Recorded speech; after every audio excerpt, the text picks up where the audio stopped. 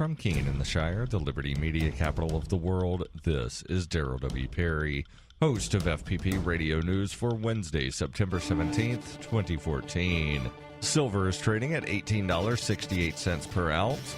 Gold is valued at $1,237 per ounce. And according to BitcoinAverage.com, the average price of Bitcoin is $463.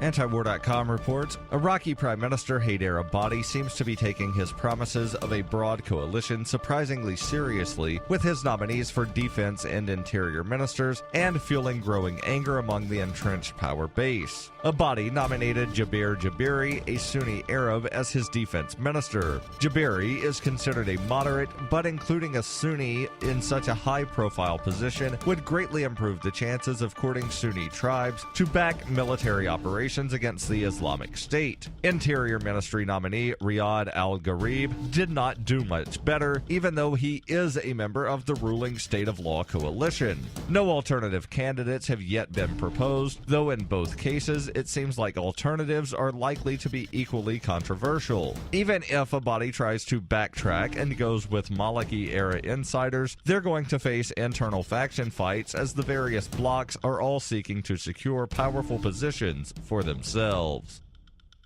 FPP Radio News is brought to you by Roberts & Roberts Brokerage. For over 35 years, Roberts & Roberts has been a trusted source for buying and selling your investment-grade precious metals. They now take Bitcoin for purchasing precious metals so you can turn your profits into a long-term investment. Call Roberts & Roberts today for knowledgeable advice on investing. 800-874-9760.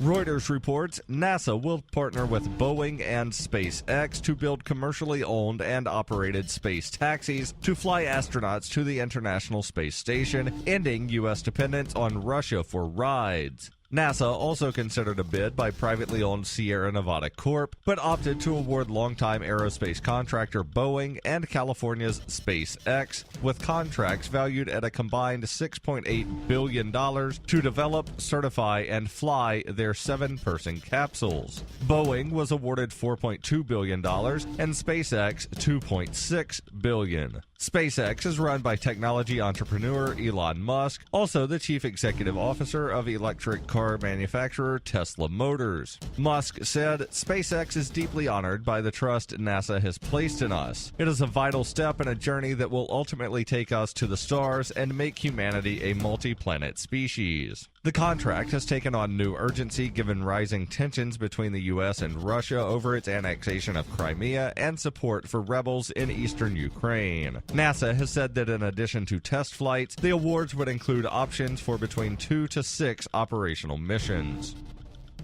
In the spirit of Motorhome Diaries and Liberty on Tour, I intend to take the message of peace, love, and liberty on the road. During the 104-day trip, I'll be visiting at least 10 cities across the country, speaking to people about the ideas of peace, love, and liberty. To find out more about the tour or to donate, visit tour.fppradio.com. That's tour.fppradio.com.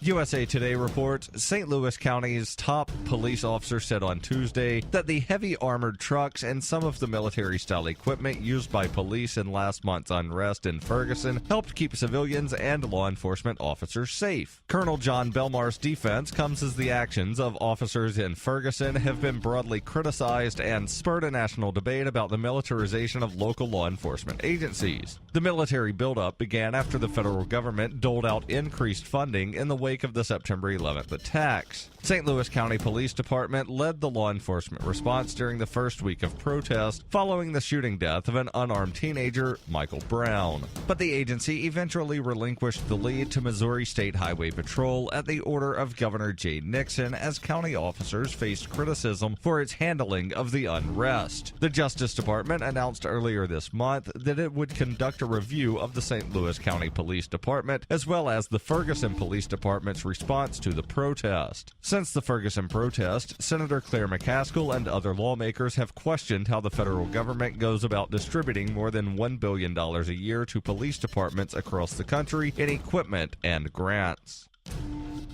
This has been FPP Radio News, online at fppradio.com.